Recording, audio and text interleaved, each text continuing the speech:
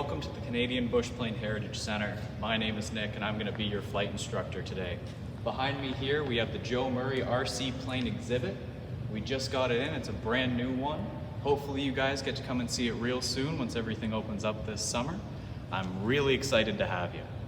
Oh, hey Sierra. Hello. What are you doing? I am just heading out for my break.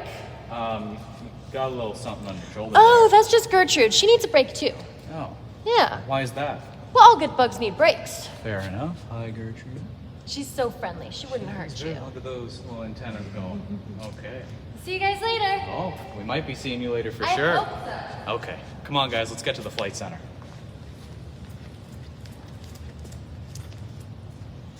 Well, you gotta keep up. I'm not going alone.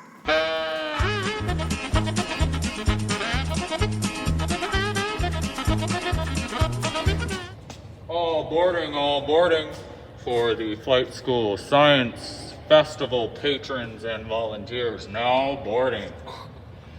Okay guys, come on in, let's get started. Hi everybody, welcome to our flight/learning center. Before we get into the nitty-gritty of what it takes to fly, I want to talk to you guys for a second about the environment. Don't hate me, some people don't like talking about it, that's okay. I got you covered. So, if we think about flight and the cost of it on the environment, it takes about 1,300 liters of fuel for a plane to fly from here to Toronto. For a car to drive from here to Toronto, so they have a family of 4, it takes about 80 to 100 liters. So, if we apply that math, it takes 1,300 liters to fly 80 people to Toronto, or 1,300 liters to drive 48 people to Toronto. So you're saving on fuel, you're helping out the environment, you're taking time right off the table. It only takes an hour and a half to fly versus that 8 or 9 hours of driving. It's just all around beneficial. It helps everybody, hurts nobody. Now I really want to talk about the properties of gases and air, because that also helps us in understanding why we fly. So the first thing is compressibility. So air and gases are very easy to compress. Think of a pop can. Take it, crack it open, all that CO2 comes out, it's carbonated, just settles into the air, which leads me to my next point, which is that gases expand to fill their containers. So, to think about this, think about that same can of pop. Instead, this time, you left it out overnight, all of the carbonation has come out of it, it's all flat, sitting there. The room became the container, not just the pop can. The last property that I want to touch on as well is that gases take up more space than the solids or liquids that they come from. So by saying this, I like to think about a balloon. You fill a balloon up with air, it's going to be really light, fluffy, you can bounce it around a little bit. You fill a balloon up with water, it's just going to fall on the ground. It's going to splat everywhere, it's a lot heavier, doesn't really help anybody out. Now, I want to jump in with you guys on how to make the Guinness World Record airplane right here, and don't forget, we're going to have an exhibit here, early 2022, Guinness World Records and paper airplanes in flight. So in this little section, I'm going to teach you all at home or wherever you are how to make a Guinness World Records paper airplane. It's called the Collins design. It's what's kind of used as the standard. This is the farthest we can make a paper airplane go. It's very cool, very simple. I'll go along nice and slow so everybody has a chance to make sure you get it right. But first, we're going to start out by making some guidelines. We're going to take our top right corner here. We're going to bring it down along the side here. While we do this, what we're going to do is we're going to follow up. We're going to make sure that our corner lines up. Don't worry too much about down here yet. Make sure our corner lines up nice. Get a nice pointy corner on it, like so. Then we want to make sure that it gets a nice straight edge. See, this is one of the trickiest parts here, because you want a good fold for while you start off.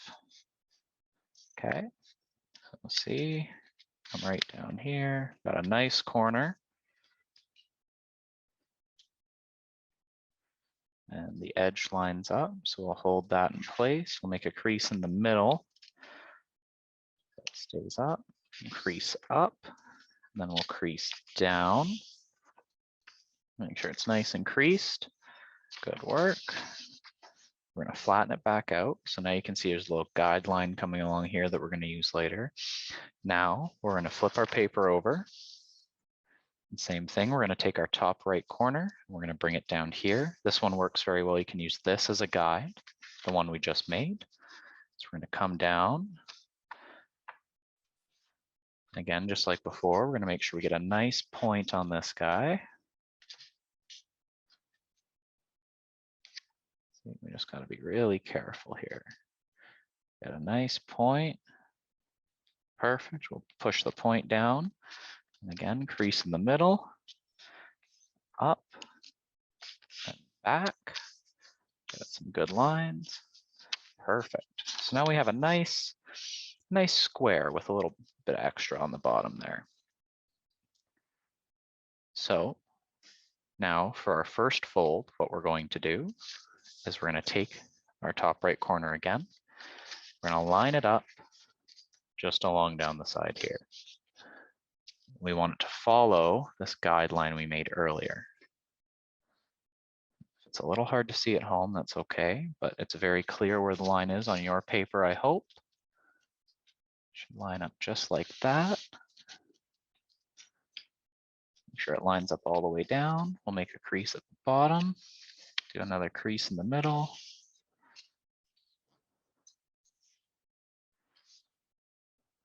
Should look a little something like this.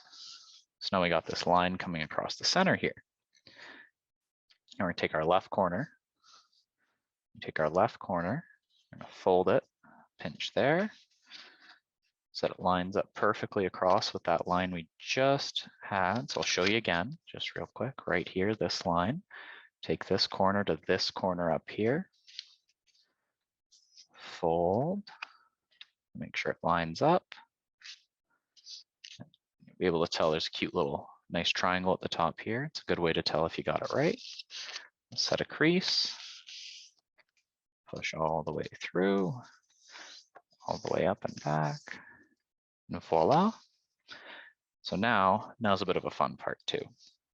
Take the top and we're going to bring it down, and there'll be some guidelines on the back for you. But a nice trick too is to make sure that you don't get any crinkles like that or creases. So you just want to let it roll over your hand almost and push back. It comes right over. So now we're looking for these lines that are on the back. We want these lines, those guidelines we made earlier again. So you've got to push a little bit there. We're going to make sure it lines up very nicely with this paper folded line here. One line up there, and the other one we will adjust. Just make sure they line up. Again, crease in the middle. Fold out to either side. Again, sometimes you gotta make a little adjustment there.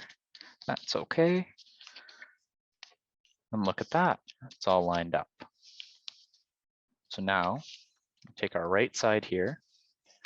It's gonna follow that fold line nice and easy. See how it does that there? It's just gonna fold pretty much right into place for you. Again, we're just making sure there's none of the crinkles while we crease it. Perfect, perfect, perfect. Look at that, nice straight line for us there. And we're gonna do the same with this side, but this side is a little bit trickier because it doesn't really like to stay down as much. So I like to push along that one more time, and you see it came a little bit off our guideline there, but that's okay. Take it, we're gonna get a nice fold, if it'll work with us.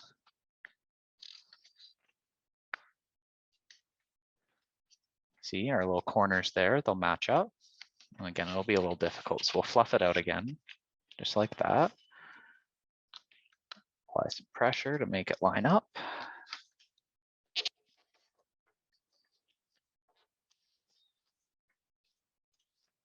Perfect, look at that, it's starting to look like a paper airplane now. We're gonna take this guy here, a little flap. See, it's just a little flap guy. And this helps hold the two wings in place. We're gonna bring it up. Make sure it's nice and tight against our two sides here and here. Make sure it's nice and tight. right up against it. Give it a good crease because it's meant to hold those in place. Nice, good crease along that.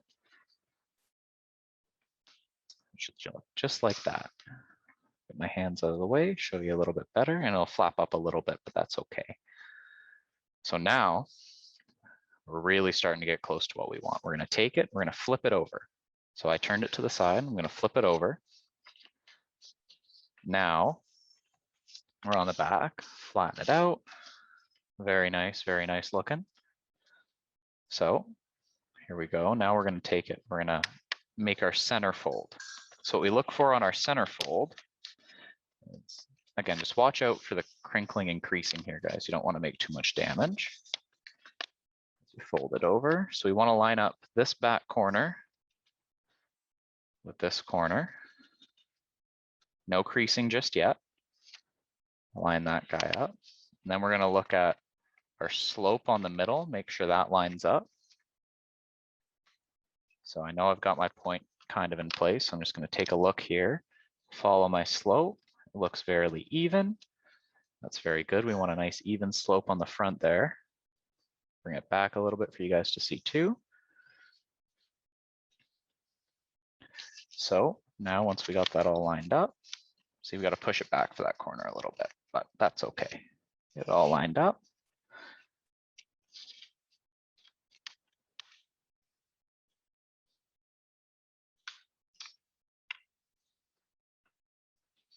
We're going to give it a nice crease. A lot of pressure. So we want to make sure the center part stays down. So we're giving a lot of pressure, make sure we get the point. All right, well, we'll flip it over. We'll do the same on the other side. Very good. Okay, so now it's really starting to look like our paper airplane. I'm gonna take it, we're gonna take this edge right here, this nice edge, we're gonna bring it down to this edge here.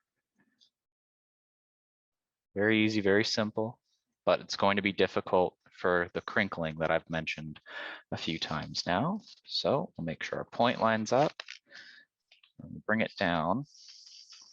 Don't crease it yet, guys. Don't crease it yet. We're gonna bring it down. See, it makes a nice line along there, but we've got this corner at the back. If I push it down, you see this is a corner at the back. So our paper airplane can produce more lift. We're gonna bring this, the wing, and we're just gonna slide it over that corner. Just slide it over.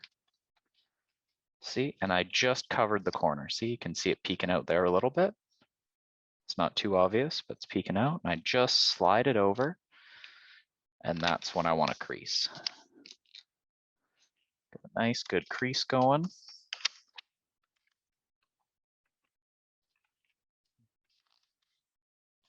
Go. Very good crease on that guy. Make sure your point lines up. See, it might fold a little bit in, but that's okay. You can fix that later too. I'm going to take it over. We're going to do the same on the other side. We're going to mirror it this time. So we're looking for on the mirror. Sometimes I also like to just give it a bit of bending encouragement. We're going to fold it. We're going to take our back corners again. So I'll give you a little visual. So this guy, you'll see him over. It's going to come and line up with this guy at the bottom here.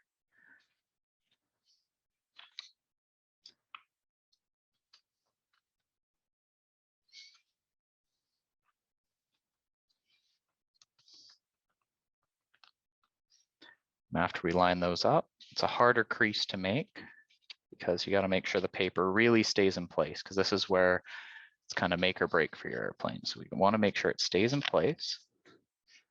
And then I use my whole hand.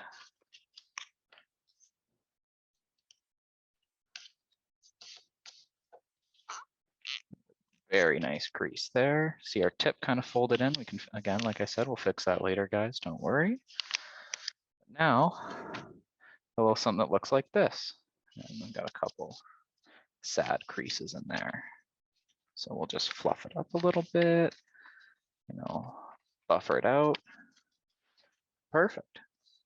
So now it looks like this, but you can see when I tilt it up that the wings are kind of sloped in. See how the they're on less than a 90 degree here, what we're gonna wanna do is we're gonna give it something called positive dihedral angle, which is just fancy speak for saying we're gonna take the wings and lift them up.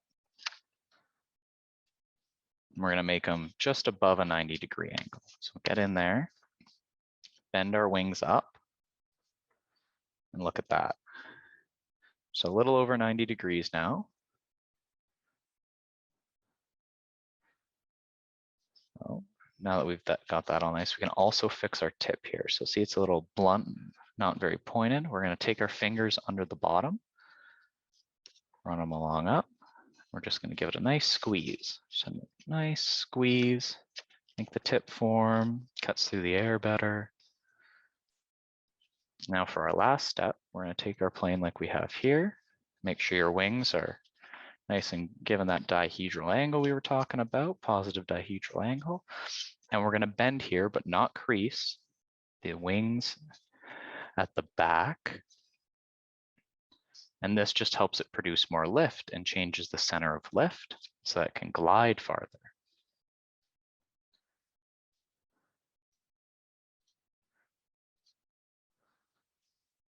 I'll show you guys again here.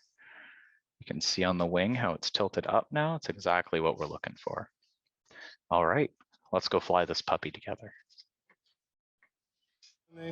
All right, everybody, I'm here in our entertainment area. I've got 2 of the John Collins design world record breaking paper airplanes with me.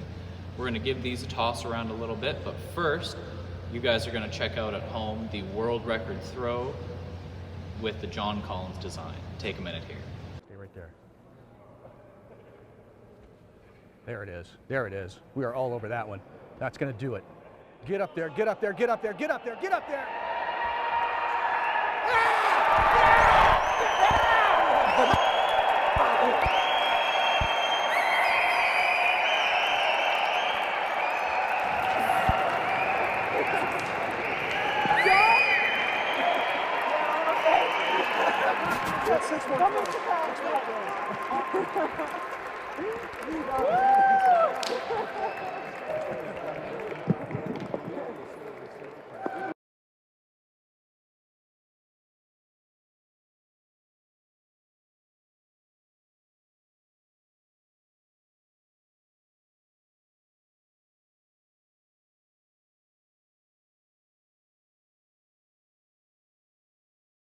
Wow.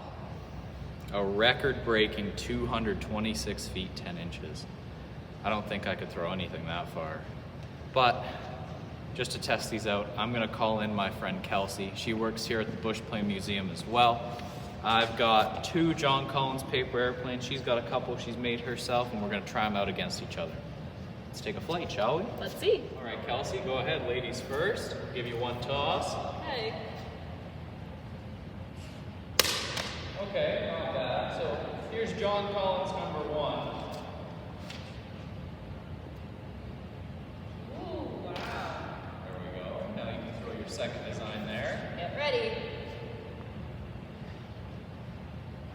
Aw, nose down. Okay, and then we got the John Collins number 2 right here. Let's see if we can beat that other one. Almost. All right, we're gonna pick these up, catch you guys in a hot second.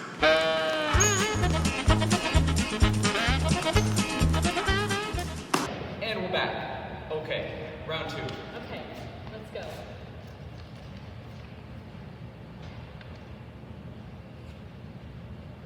It glides pretty well.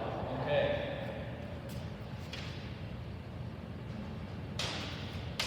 Made it further than mine. Okay, let's see.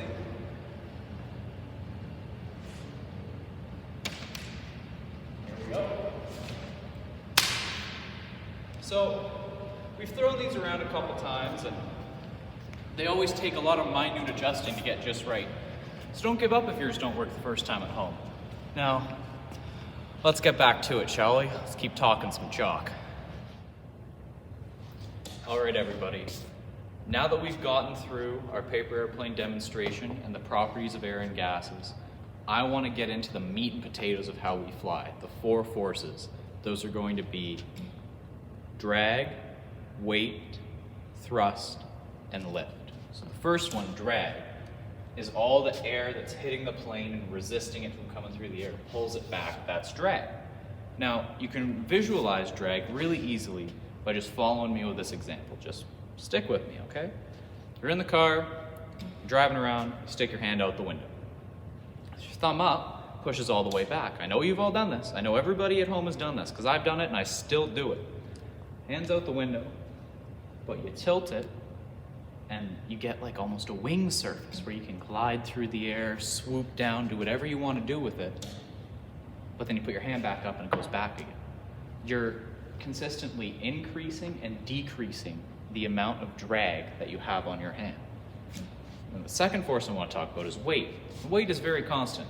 I have weight, you have weight, planes have weight. Everything's got weight. Weight is just the effect of gravity pulling the plane down. And we have two key forces that we use to counteract that. The first one is going to be thrust. So there's two methods of thrust, the pull method and the push method. The push method you can imagine on like a military jet, you know, with the big red afterburner on it, just spewing out fire. That's a push method. Or, in our museum here, something called the Republic RC-3CB, my favorite plane. Some call it my wife, but I wouldn't go that far. Also uses a push method rather, with a propeller instead of a jet engine. Then we go to the pull method. The pull method is very simple to understand. We've got the propeller here, it's pulling the plane through the air. But how does it do that? You don't think there's anything for it to grab onto. The blades are spinning so fast, going so fast through the air, they're grabbing onto the air and pushing it behind it in order to accelerate it forward. And most standard bush planes we have in this museum, and propeller planes in general, are going to follow the pull method rather than the push method. The last force I've got to share with you is lift. So, very easily demonstrated here, you're going up with it. But that's when the air moving over the wing is going faster than the air moving under the wing, and it creates pressure down here under the wing, and it pushes it up. The air pressure gets more dense, it gets more close to itself, it gets controlled, and it pushes all the way up through and keeps the plane flying. So now that we've talked about the four forces, I want to show you how we alter the four forces on this model over here. Come on with me. We'll start at the front. We've got the propeller, which is connected to the engine here, and the cabin/cockpit. Now, I'm not going to twist it just because I don't want to break this model here, but this propeller spins really, really, really fast to pull it through the air. Moving back from that, we'll head to the wings, which is our other force, lift. I'll get nice and close to visualize this for you all at home. See, the surface is kind of curved here, but more flat on the bottom. It gets the air to go really fast over the top, pushes real fast over the top, and then it comes slowly across the bottom. Now, how we make controlled adjustments mid-air, mid-flight, we use controlled drag. So the best way for me to explain this, and I'll do it in three parts. The first part is going to be with the ailerons. The ailerons control roll. So we go one way with the plane, or we go the other way with the plane. We're rolling to turn. And to roll, these flaps called ailerons come down, and if one goes down on one side, the other one on the other side is going to go up to make it roll one way or the other. Second way we use controlled drag, it's going to be here on the flaps. Now the flaps are on the inside of the ailerons on both sides, and they're just used to slow us down. We want to increase our drag, we just want to slow down a little bit, we're going to use these flaps here. Now, moving back the plane, we've got the elevators. So the elevators, again, we're using controlled drag to simply pitch the plane up. We want to increase our height, increase our altitude, we're going to pitch up. Or if we're coming in for a landing, we got to get lower, there's some turbulence going on or whatever, whatever pilots say. We're going to pitch down. Now, the last controlled way we use flight is by the rudder here. Now the rudder, it moves back and forth, and it's used to control yaw, which is turning on a horizontal axis without rolling the plane. Most pilots aren't really going to use that tactic to turn, only because it's not very efficient. They'd rather roll. But if you roll too far, you're going to adjust the rudder one way to make sure you don't barrel over.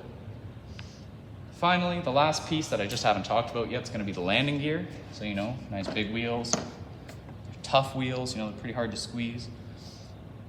This model could land on, just a normal airstrip, but we're the Bushplane Museum, We don't deal with normal types of planes, so to speak. I've got one model here I want to show you, which is, a bushplane. See, this guy, instead of wheels, he's got floats. These floats allow him to land on small lakes in remote places, like way, way up north, Northern Ontario, Yukon, Northwest Territories, you name it. This guy was used to do that. Or, if those lakes are frozen over in the winter, I have this other model here as well. It's a ski plane instead. And they just use these skis to land on frozen lakes. And now that I've been able to really cover all of this with you guys, I want to take you to the inside of a cockpit and show you all these forces I showed you on the plane here, how we control them from inside the plane. Stay tuned, I'll catch you there. So the first thing we're going to talk about with this Beaver cockpit photo is the steering column. It's right there in front of you. Very easy to control. It's very intuitive. If we turn to the right, we're going to roll right using the ailerons. If we turn to the left, we're going to roll left using the ailerons. And for the elevators that I talked about near the rudder, if I push down, push my steering column forward, I'm going to pitch down towards the ground. If I pull it back, I'm going to pitch up towards like the moon and stuff. And now if we move just under my steering column, we'll get to these two brake pedal looking like pedals. And that helps control the rudders. Now the rudder, if I push on the left pedal, it's gonna, bring me left a little bit. If I push on the right pedal, it's gonna bring me right a little bit. But like I said earlier, the rudder isn't gonna help us turn too much. Now, if we move up to the middle of the center console where it says de Havilland, we have 3 levers. A white lever, a black lever, and a red lever. Now, for example, the red lever is going to control like fuel density, but for the basics of flight, all of my friends at home, you don't gotta need to know that stuff. All you probably need to know is that the center lever there is gonna control exactly how fast you're going. It's your throttle. You just push forward to go faster and ease back to go slower. The last thing we talked about on my model was the flaps. Now it's just out of frame here. It's just on the roof of the cockpit. It's just this switch you hit. It says flaps on or flaps off. Flaps aren't controlled like the other systems. They have 2 settings, on and off.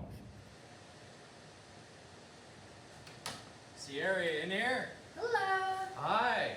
Hey. Told you we'd be seeing you later. Good.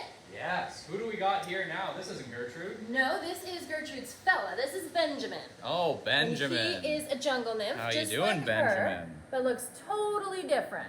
Oh, wow. Would you look at him?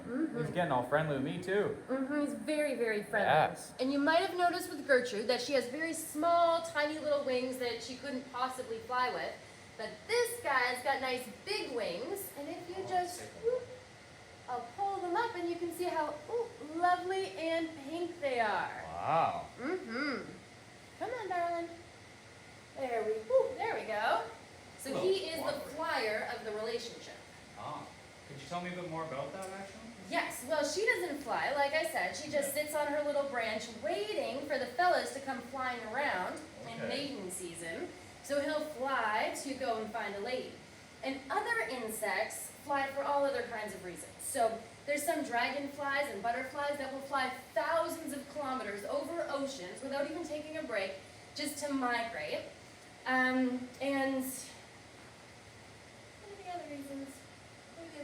Pollinators. Definitely pollination. Fly from flower to flower to help the flowers grow fruit. Oh, I love those fat bumblebees, So there's all kinds of reasons why an insect would want to fly.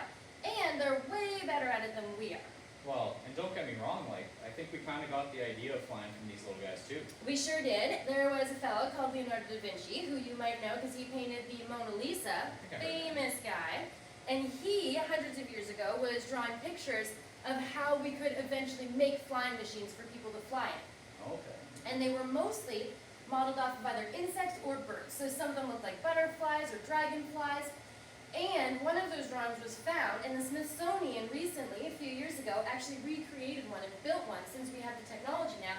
And it worked. It flew all over the place, and it looked like a helicopter, and at the same time, it looked like a dragonfly. So our planes or flying machines are absolutely based off of insects. Wow. You think we could see him in action a little bit? Yeah, let's do it. Okay, Benjamin. Well, no, come on, guys. Come a bit closer. He won't bite. Let's take a look at him.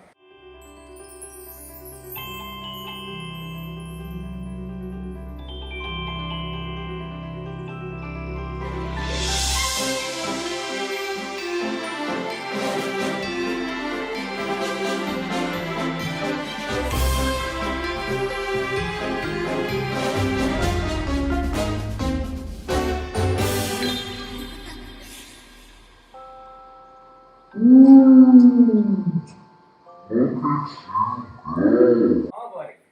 Wow, you're impressive. Come on. Come on. What does that mean, huh? Come on. Just Come on. scoop him. Come He on. won't hurt you. No, I'm not worried about him hurting me. I just don't want to hurt him. Look at him. Going on an adventure, are you? Okay, here. I'll hand it back to you. I gotta Thank get you. running, but thank you so All much right. for having me. Bye. Bye, guys. All right, everybody. That concludes our Science of Flight presentation for the Sault Ste. Marie Science Festival. I want to give a special thank you to Science North for hosting and producing this wonderful experience for us and everybody included in the festival. As well, make sure you check us out on social media to find out when we're opening. We're hoping late July, early August of this year. But right now our gift shop is open. If you want to come in, take a look, maybe visit with our wonderful Lady Candy up there. And we've also got the Science of Guinness World Records exhibit coming, told you about that earlier, where you can take a shot at the world record paper airplane throw.